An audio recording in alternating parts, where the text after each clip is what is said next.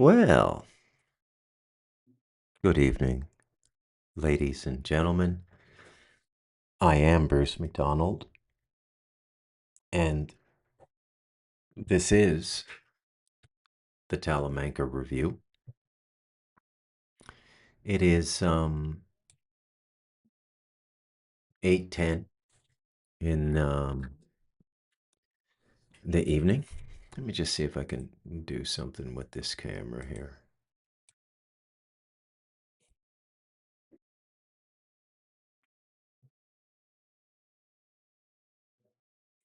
Hmm.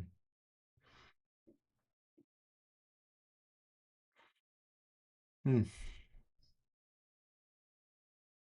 Oh, I guess not. Oh, that's about as good as it's going to get, but okay. How are you folks doing tonight? I hope you're doing well. I have guests, and you have to be a lot more social. I don't think you folks realize how hermetic my life is here. You know, you wake up, you go through your life. There's a million and one situations in a day that compel you to speak. You know, could happen at a 7-Eleven. It could happen somebody knocking at your door. There's all kinds of ways that it happens.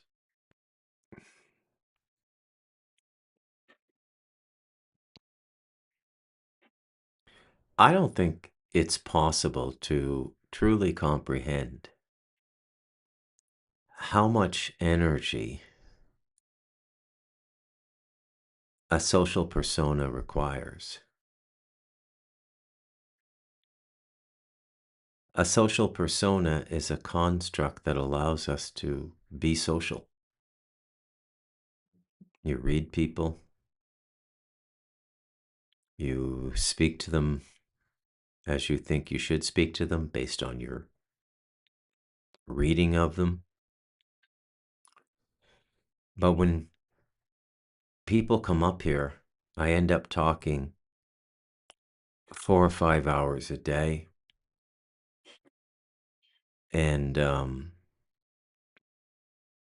it's really exhausting, like exhausting. And so I'm just going to do a much slower podcast tonight. Just let it come out as the Spirit dictates.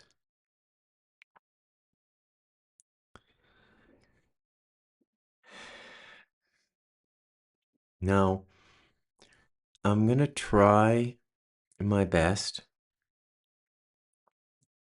to teach you some coping mechanisms for the time in which we're living.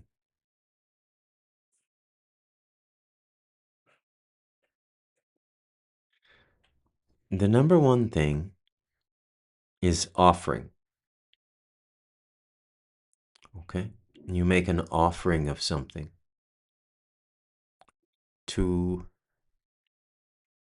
the invisible, to the unknown, to the believed.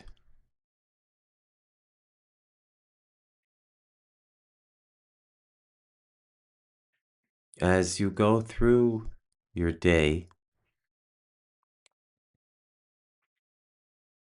you will notice that everything that is put in front of you now is compelling you to react. It is provoking you. It is provoking the very nature of what it means to be human.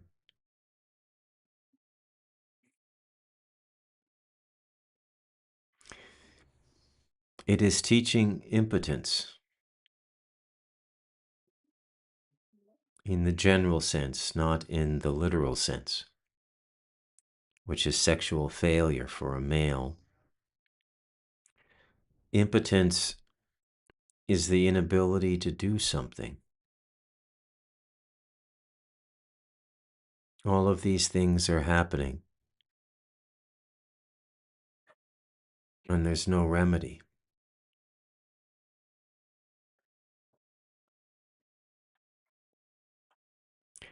This is true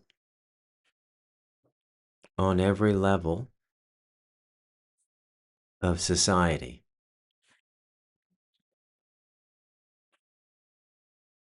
At the town level, at the village level, at the municipality level, you're not being policed. I think the United States is spending more money policing Costa Rica now than it is spending policing the United States.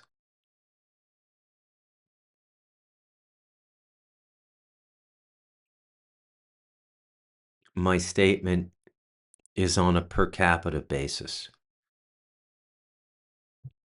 So there's only 4.5 million people in Costa Rica, and probably about 500,000 are unpapered Nicaraguans who are allowed to live here, and the reason is they do the really hard farm work. You know that old joke? It's not really a joke, it's actually true, but you call a sod company and they come and they drop off the sod for your front yard, and you go down to Home Depot and you get 3 Mexicans to sod your lawn. Pay them whatever, $5 or $7 an hour. Same thing with the fruit picking, work that Americans don't want to do. And that is what the Nicaraguans are to the Costa Rican economy. They do all the hard farm work. They do it under the table. They do it without benefits. And they do it to the best of their ability. And they work hard. Hardest working people in Central America are the Nicaraguans. I really respect them.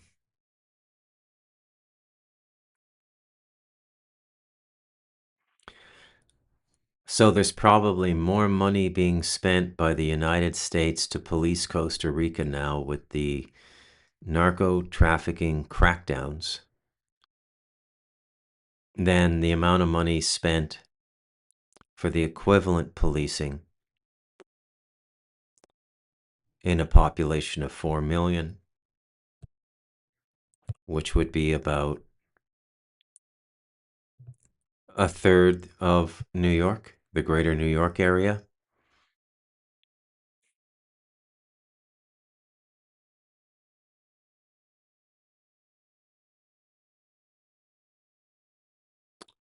On the state level, you're not being protected. And certainly on the federal level, you're not being protected. If you're not part of the protected class, you're on your own.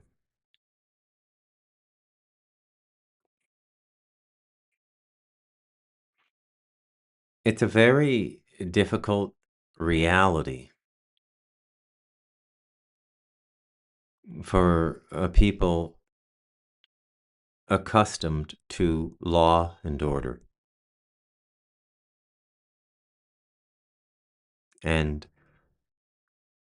Americans and Canadians have been accustomed to law and order.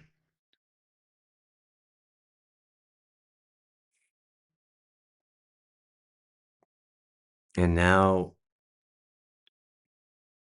you're on your own. And I think the same is true for Europe, Western Europe, anyways.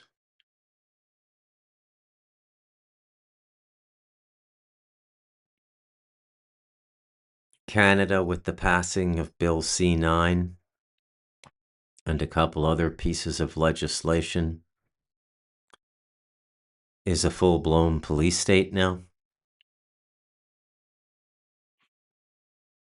You can be charged with willfully inciting hatred for quoting scripture from a Christian perspective.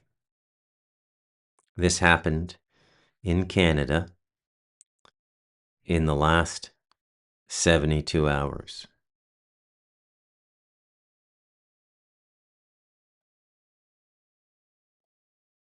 I don't know why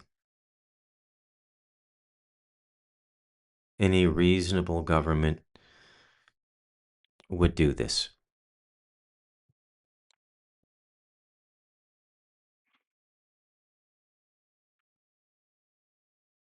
But I know why it's happening.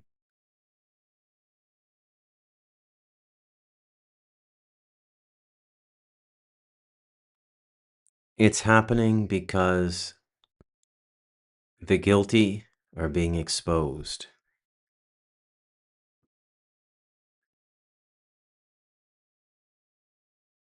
Now,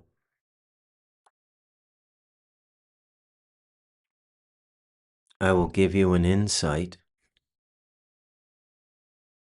into how pathological these elite are.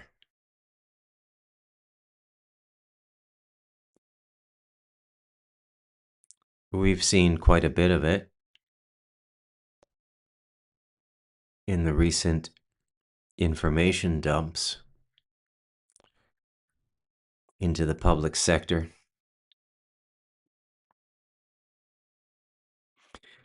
You know, I will say that it crossed my mind to be one of the first out of the gate to do a Jeffrey Epstein book. With my highly refined, long-tested, and extremely accurate and capable system of taking massive volumes of information and turning them into coherent, readable narrative constructs, I would have been a perfect candidate to get into the Jeffrey Epstein material and write an incredible book. I already had the outline in my head. Chapter on Washington, chapter on Hollywood, chapter on sports, chapter on foreign dignitaries, chapter on Jewish supremacy. But the way they put the material into the public, you can't access it as a whole structure, as a data set. And they did this in purpose. And they put it all in PDF format because it's very difficult, if not impossible, for the AI to read the portable document format. And that was done in my belief to prevent people like me bringing superhuman analytical abilities through artificial intelligence to the body of data and creating a coherent narrative. And I would have been able to do even more than that. I would have been able to come up with some reasonable hypotheses as to what they were really doing and what was really going on.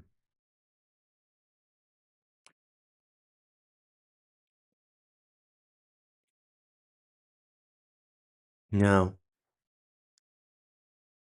as people grapple with this information, they are rendered almost impotent, frozen, turned to stone, very similar to the mythology of looking into the eyes of Medusa. Very similar to the story I told about bumping into a bear in the woods. People freeze up.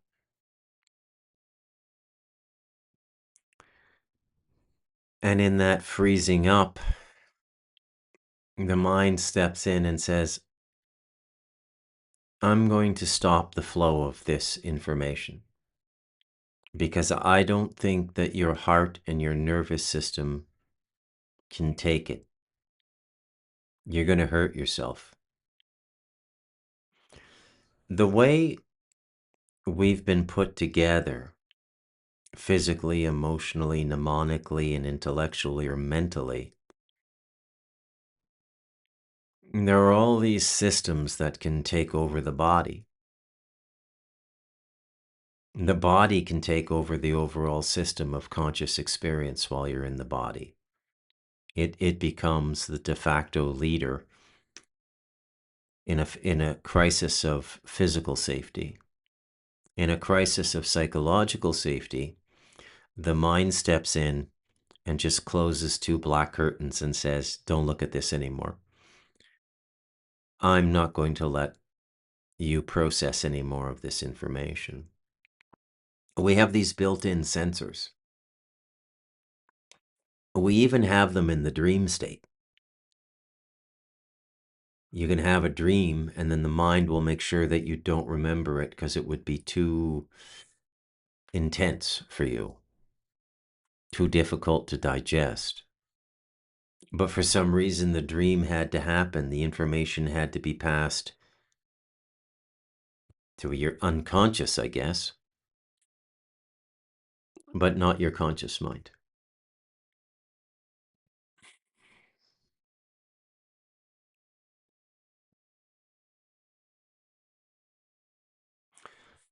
I'm looking very closely at the sequence of events. And I must tell you, I see a very deliberate intent in the sequence of events. Of course, I'm not the only person to see this.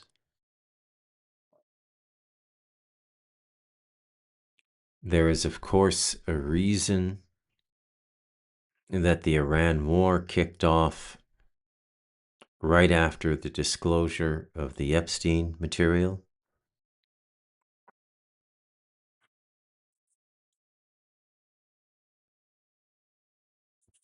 Now, we asked for this.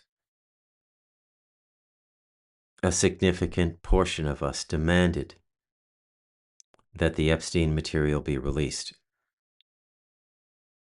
And believe it or not, they still have to do things that a majority demand. In the societies we still have. Going forward, I doubt very much they will.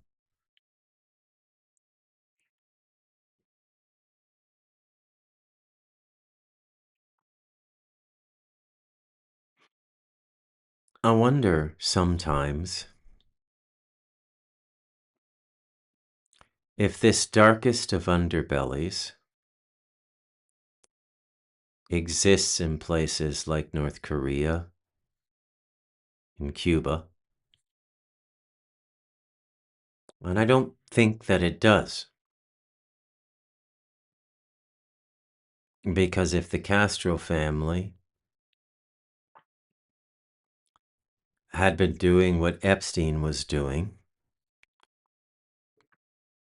sooner or later over the last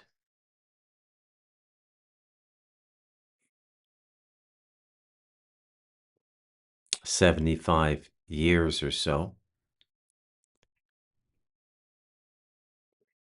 70, somebody would have told us. It would have come out. A survivor of those networks in Cuba would have gotten on a boat and come over with refugees, landed in America, and found a way to tell people this is what's really going on in Cuba. We know about the jails, we know about the torture, we know about all the standard things that communist societies do.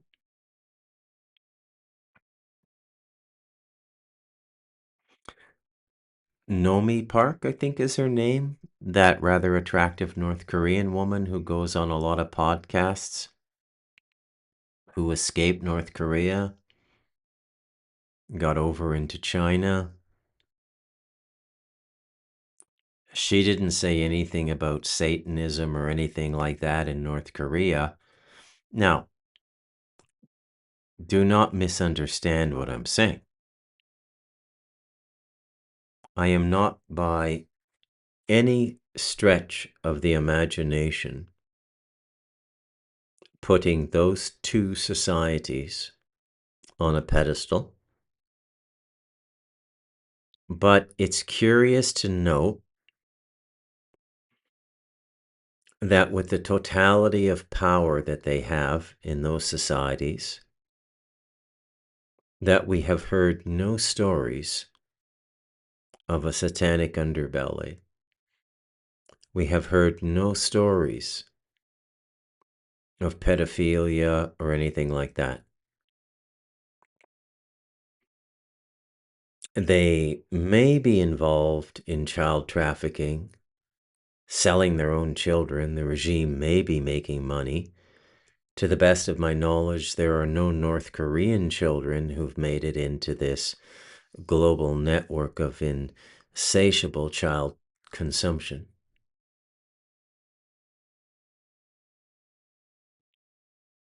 And I point this out because it gives you contrast. By the way, contrast is what allows you to see images in a black and white video. You can only see things because of contrast.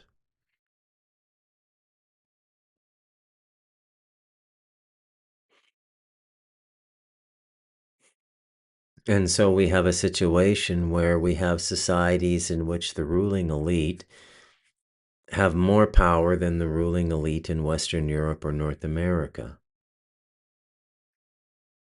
And yet we get no indication of this dark underbelly. You hear stories. I heard Fidel Castro had sex with like a different woman every day. I heard the same thing about Mao Zedong.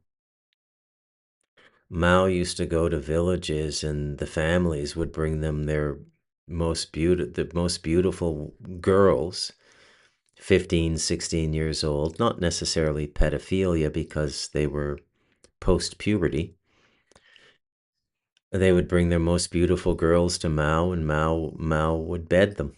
Mao slept with thousands of women. Castro slept with thousands of women. I'm sure Kim Jong-un sleeps with thousands of women in North Korea. but no hint of this satanic underbelly, this diabolical underworld. And one has to ask themselves,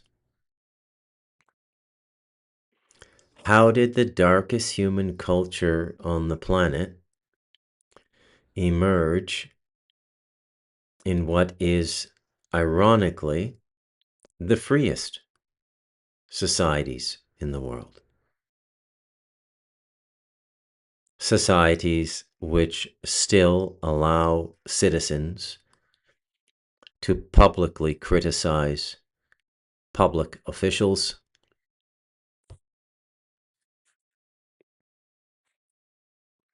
and things like this. Isn't it interesting? And is it not an interesting thing to contemplate as you do the Western and specifically the American backstory on conquest by foreign policy, whether it be economic sanctions or military attack, or the clandestine work of economic hitmen given to us in vivid detail by Perkins, the author of The Economic Hitman. And all the time, when they tell us that this has to be done, we have in varying degrees agreed with them. Not completely as a society. The West hasn't been in a war it completely supported since World War II. It's interesting when you compare World War II to the next war, which is only 20 years later, and that's Vietnam. In World War II, if you were 4F, medically unfit for the draft, you were ashamed of yourself. So ashamed that many of these young men would go to different recruiting offices in different towns and states to see if they could find a doctor that would allow them to go, even with the criteria that prohibited them. And that's how proud people were to fight for their country.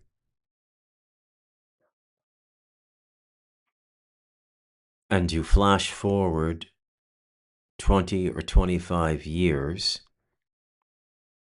to the mid-late 60s, and the Vietnam War is completely different.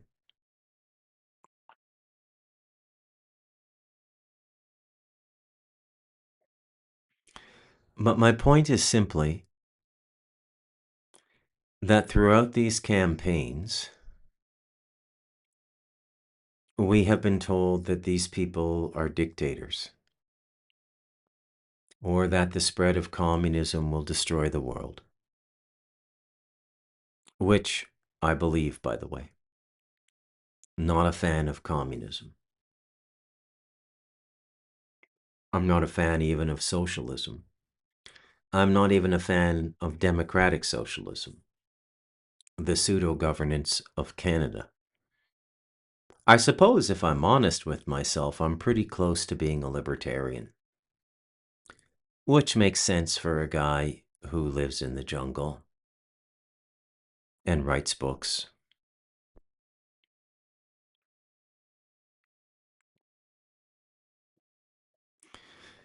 But what I'm trying to conjure here is a moral outrage in people, realizing what's been going on behind the curtain. And believe me when I tell you this was going on before Jeffrey Epstein.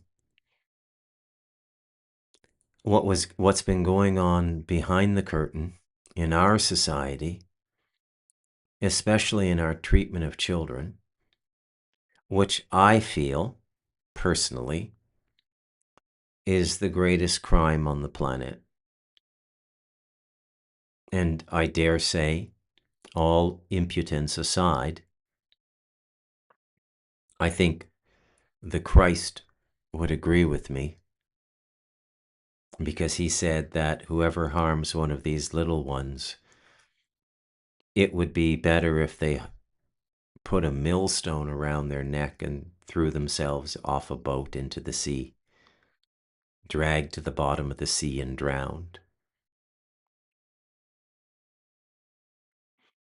It's interesting that Christ didn't really say anything critical about the Roman Empire, even though Jerusalem was occupied during his mission.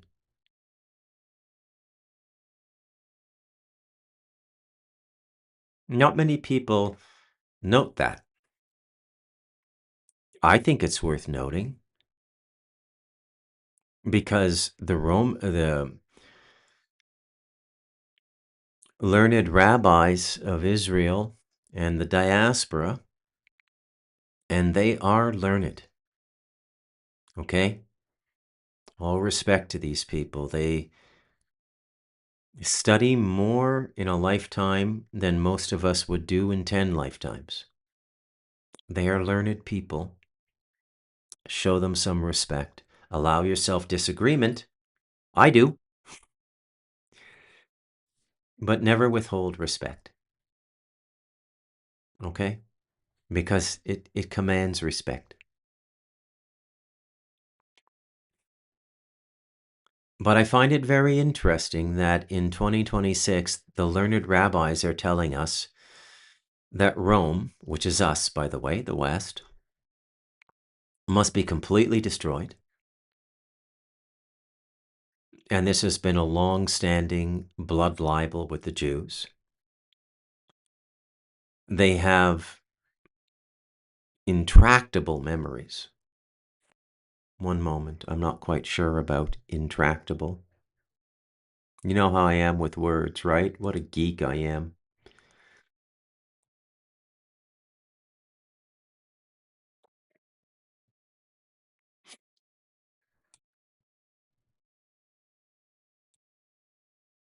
What does intractable mean?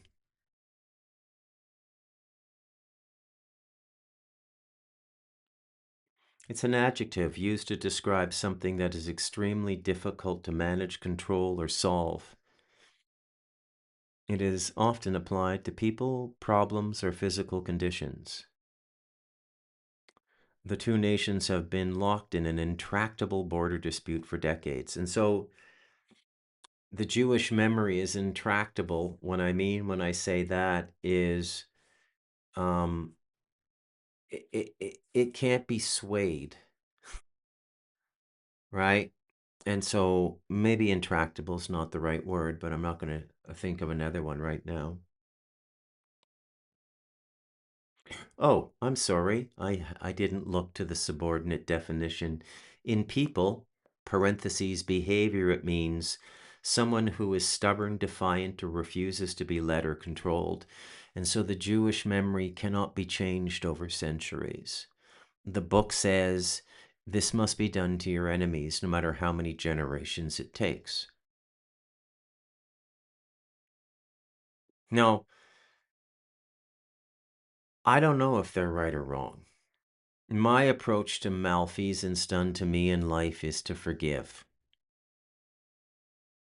And I think that I owe this to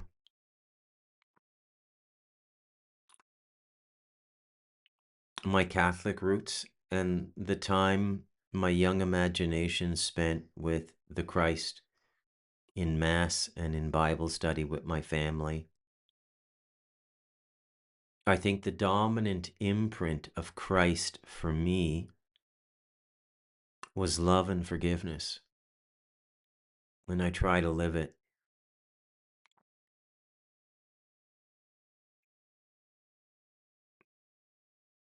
That does not mean that I'm a pushover and that you can rip me off and all these sorts of things. I got no problem breaking your nose. You're going to live. But destruction, what the Jews are talking about, that I can't do. I can't do that. And believe me, I've crossed paths with people who've done things to me and my friends and my family. By Jewish law, they deserve to die. And I forgive them. And in forgiving them, I would hope that I can be forgiven for all the things that I need to be forgiven from or for in this life and others. And the forgiveness is the pursuit of spiritual perfection in my model. The pursuit of religious observance in the Jewish model is an excise tax. All their debts have to be paid. They're fastidious about this. But the reason that I entered into this topic is because I think for the first time in my life, sitting here in front of this microphone tonight, it just occurred to me. I have never heard Jesus say anything about the Roman Empire. Isn't that interesting that he fulfilled his mission in the region of Jerusalem?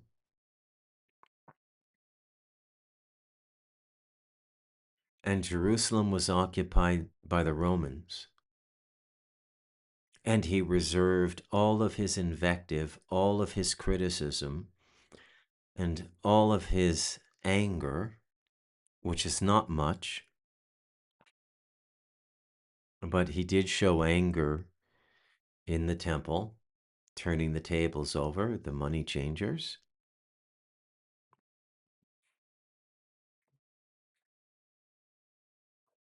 But nothing about the Romans.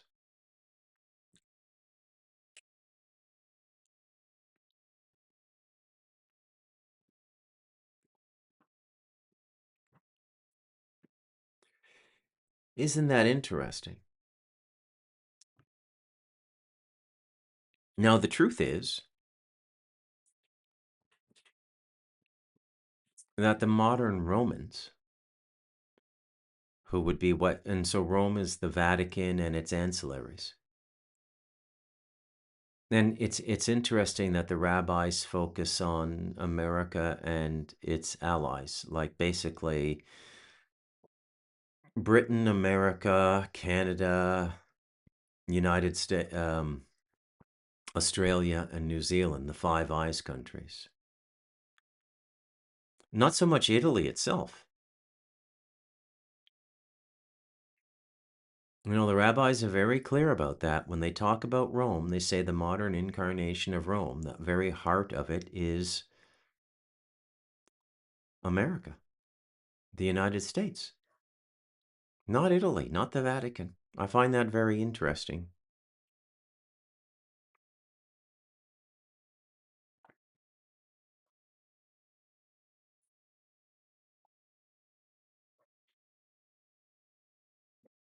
So, what is the heart of the matter? What is it that we're talking about tonight? Well, we're talking about a number of things. We're talking about the state of the world, which has been carefully planned and prepared for this moment. America has been set up to lose this war with Iran. It's a losing enterprise, and it will in many ways be the fulfillment of the Jewish blood equity, the rebalancing of the blood libel of Rome.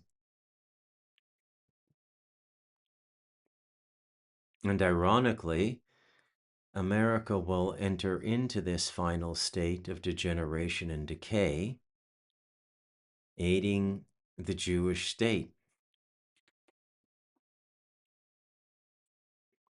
Are you starting to understand why I describe the world and the way the causal force works through our timeline as an ironic mirror, you couldn't get anything more ironic than what we're doing now. The Jewish prophecy of Roman destruction at the end of this cycle of time, the age of Pisces, will be fulfilled.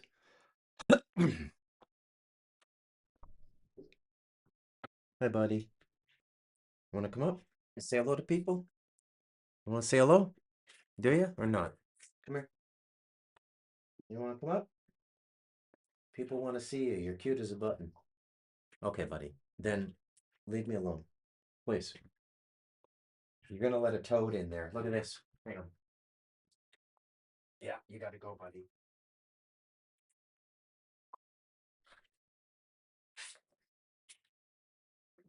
What a little wing nut.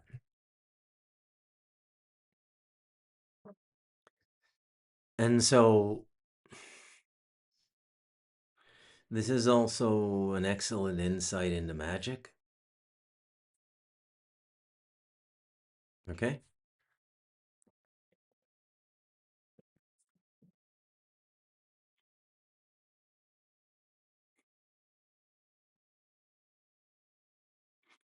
Now, there's only one thing that could change what I'm saying.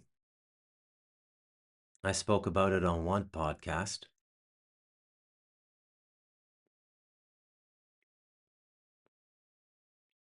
And that would be regime change in Israel.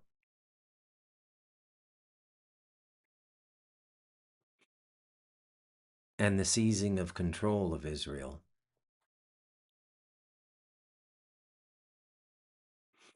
So, in a sense, again, I'm making another statement through the ironic mirror.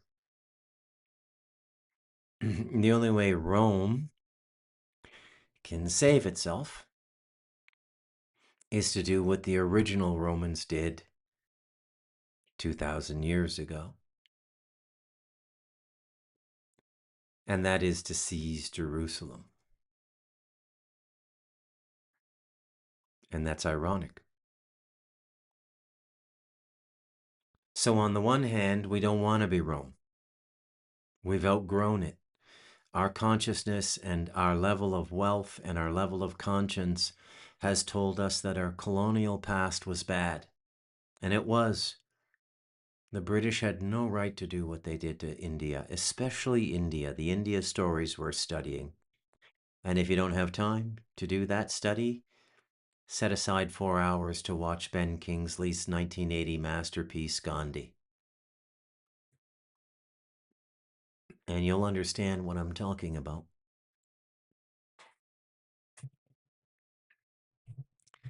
But the only way for us to escape the outcome that the rabbis have planned for us is to become Rome and seize Jerusalem. So once again, they become the victims in this instance, not to dominate them, but to thwart our destruction in the 21st century by becoming Rome again.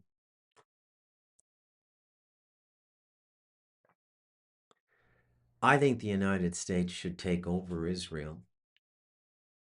I think their Knesset should be dissolved. I think their sovereignty should be contingent upon U.S. consent to all governmental behavior in Israel. Isn't that something? That's what I would do in this moment of history. I would seize Jerusalem. I would not tear down the Alaska Mosque to give the rabbis their blood temple. I would chasten them once again the way they were chastened by Pontius Pilate and by Rome itself, who told Pilate if there was one more revolution among the Israelites or the Jews or the Hebrews in Jerusalem, that Pontius Pilate would be held liable. Because the Hebrews were known for revolting against the rule of Rome. And much like an overstretched America today, The Romans did not have the forces to fight wars in all of the faraway places that they controlled. And there were far less Roman soldiers in Jerusalem than there were Hebrews.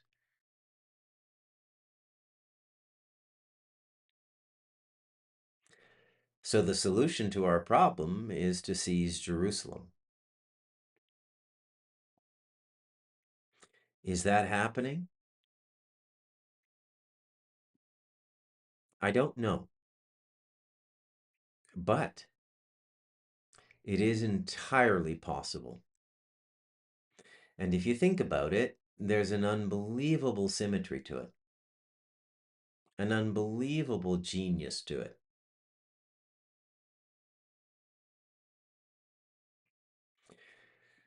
The Jews have gone out into the world. They've prospered. They've been allowed to prosper. They've been, for the most part, protected as diaspora populations because they're hardworking, ingenious, entrepreneurial, pay their taxes, and aid any society they're a part of. Truly a remarkable people. And I mean that sincerely. Remarkable people.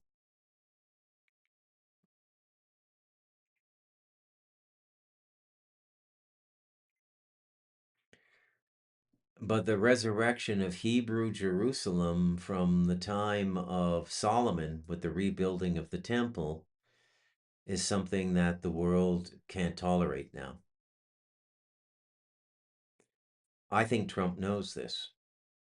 I'm going to go out on a limb here. I think he knows it.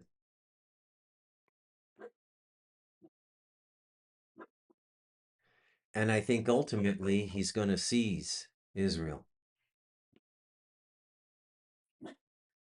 I think he's going to have Bibi Netanyahu arrested. I think we're going to see a massive exposure on Israel and what they're into. And what they're into is, by the way, very similar to what Jeffrey Epstein was into. Israel is one of the biggest hubs for human trafficking in the world. Buddy, you know, very dark people. Very, very dark people. What do I mean by that?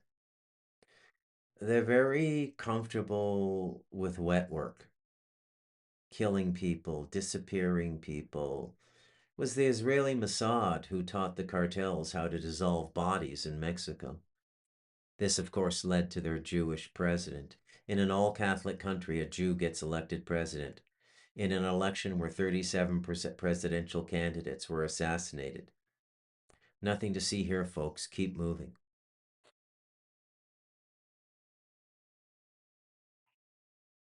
And what they try to do is make the emotional content of vicissitudes of life, the changing fortune of life, so intense and so gripping in its demand for our attention, the way we would be focused on maintaining a skidding car on ice. I don't have time to think about anything else. My back end just slid out here on black ice. I'm going 80 kilometers an hour. You've got my full attention, God. Can we get this car straightened out? That's what all of these events are about. Unfortunately for them, it doesn't work on a guy who's peacefully ensconced in an earthbag house in the rainforest and has access to all the world's information through high-speed internet, courtesy of our friend Elon Musk and his company Starlink. I'm going to get the door. It just a draft comes in when it's open.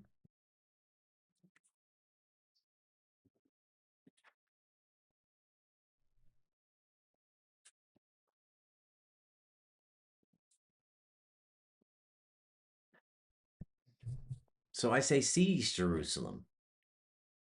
If we're going to die for the sin of being Roman 2,000 years ago, and I don't think it was a sin to be Roman,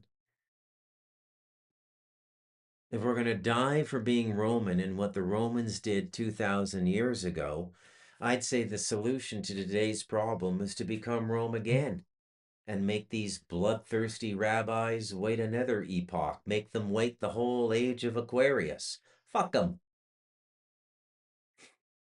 That's what I say. Fuck them. Shove it up your ass, Rabbi Shmuley. We're taking Jerusalem. It's Christian now. We'll leave the Alaska Mosque and make peace with our Arab brothers who worship Christ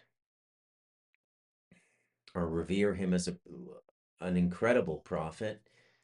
Mary is the only woman mentioned in the Quran, Mother of God, Mother of Jesus, as the Catholic doctrine says, and take Jerusalem. This is the solution to all our problems. And given that the law of force has always worked in every century of man in recorded history, I'm curious as to what inhibits people from taking this action. It is truly one of the most curious things in the world to me right now, is how this infinitesimal group of people, the Hebrews, the Jews, whatever you want to call them, have this force and persuasion in the 21st century when there's 13 or 15 million of them.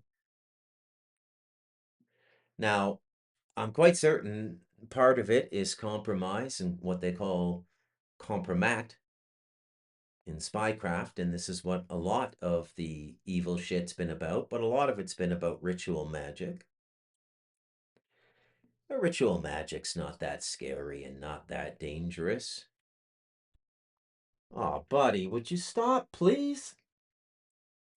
Make up your mind.